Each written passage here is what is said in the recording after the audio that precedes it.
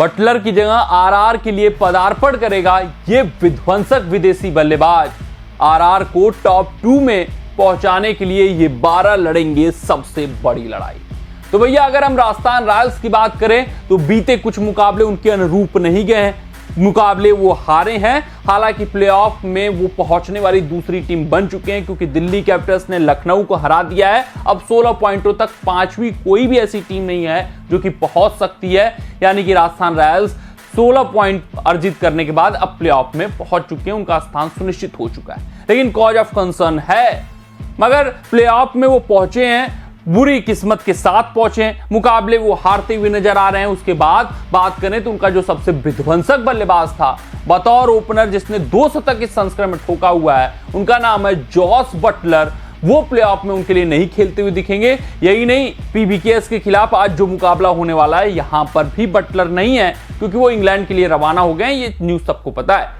लेकिन सभी राजस्थान रॉयल्स के प्रशंसक, संजू सैमसन के फॉलोअर्स ये जानना चाहते हैं कि आखिरकार संजू बाबा खिलाएंगे किसको, बटलर की जगह इस स्क्वाड में है कौन, बतौर ओपनर खेलेगा कौन, यशस्वी का साथ निभाएगा कौन। तो अपने इस रिपोर्ट में हम पूरे विस्तार से, पूरे तफसील से आपको बताने का प्रयास करेंगे कौन सा उपयुक्त विकल्प है जो कि बटलर की जगह खेल सकता है, कौन कौन सी रणनीतियां राजस्थान रॉयल्स अपना सकती है और पीबीकेएस के खिलाफ जो सबसे मजबूत 12 राजस्थान रॉयल्स उतार सकती है वो भी आपको बताने का प्रयास करेंगे।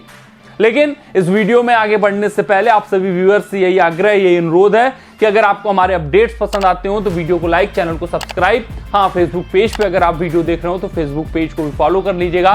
कमेंट सेक्शन में कमेंट आपका आ जाना चाहिए कि राजस्थान रॉयल्स टॉप 2 में फिनिश कर पाएगी या नहीं कर पाएगी।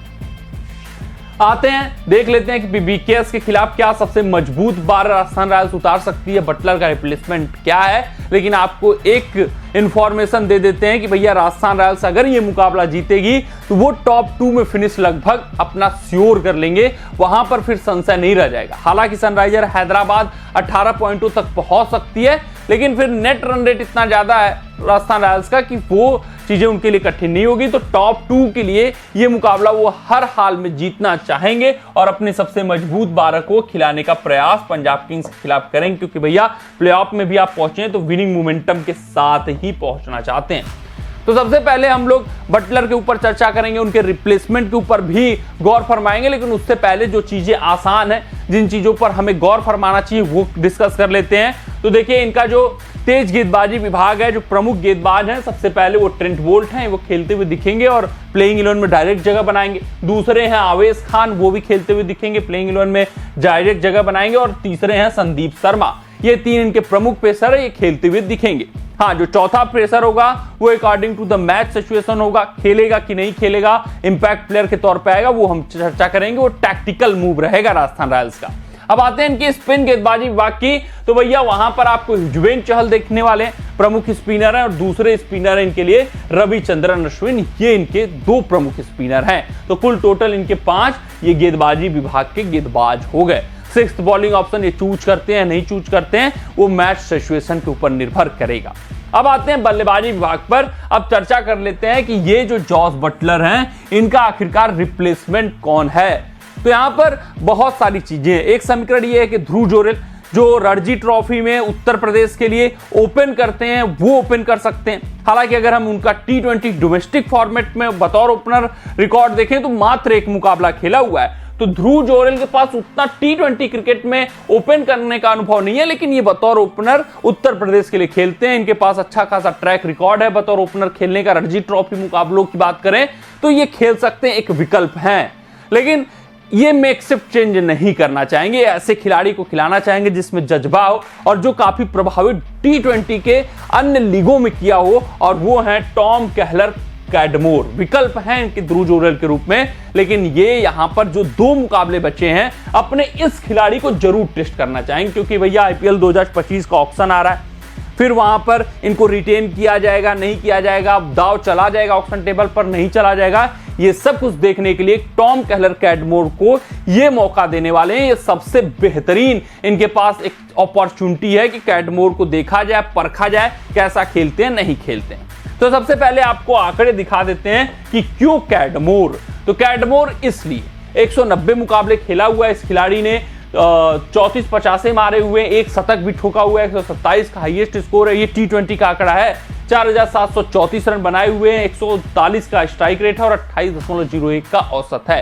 तो ये बहुत बेहतरीन खिलाड़ी हैं। फ्रेंचाइज बेस्ड क्रिकेट की बात करें तो बहुत अनुभव है, अपार है। आप देख सकते हैं 190 मुकाबलों का है और अपना पैठ ये लगातार T20 फ्रेंचाइज क्रिकेट में जमा चुके हैं। बस IPL ही है जहां पर अभी तक मुकाबले नहीं खेले हुए हैं। तो राजस्थान रॉयल्स जरूर इनको देखना चाहेगी, परखना चाहेगी और बटलर की जगह खिलाना चाहेगी और यह भी देखना चाहेगी, समझना चाहेगी कि ओपनिंग जोड़ी में ध्रुव जोरेल को खिलाया जाए या फिर कैटमोर को खिलाया जाए। तो ये उपयुक्त विकल्प है, ये उपयुक्त ऑप्शन है कि कैटमोर को 2 मैचों के लिए मौका दिया जाए, उनका देखा जाए काबिलियत, स्पिन को कैसा खेलते हैं, भारतीय पिचों पर कैसा खेलते हैं।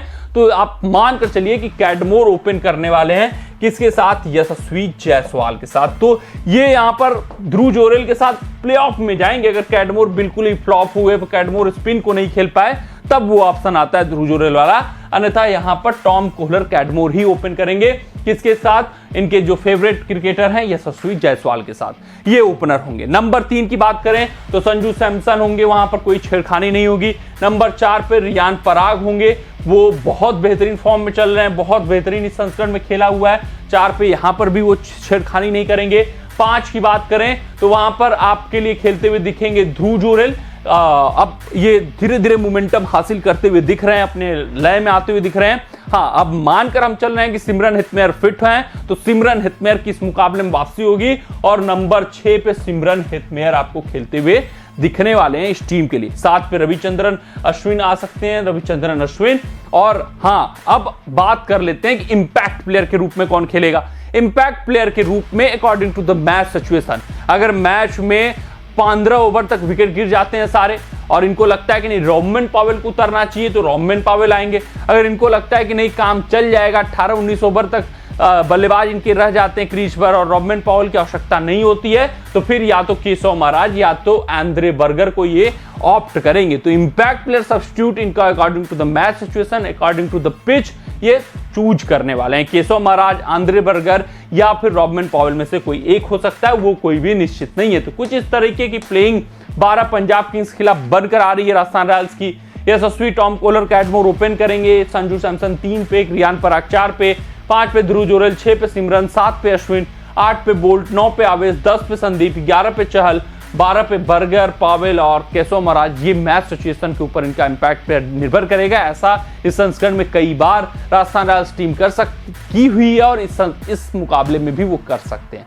कमेंट सेक्शन में कमेंट जरूर दाग दीजिएगा, क्या ये 12 लड़ा के PBKS को हरा सकते हैं और क्या IPL 2024 का टाइटल राजस्थान रॉयल्स के नाम कर सकते हैं या नहीं कर सकते। मिलते हैं अगले रिपोर्ट में, तब तक आप अपना ध्यान दें, सुरक्षित रहें, स्वस्थ रहें, मस्त रहें। जय हिंद, जय भारत। अगर ये वीडियो आपको पसंद आया हो तो इसे लाइक और शेयर करें और क्रिकेट से जुड़ी अन्य जानकारियों के लिए हमारे चैनल को सब्सक्राइब करना ना भूलें।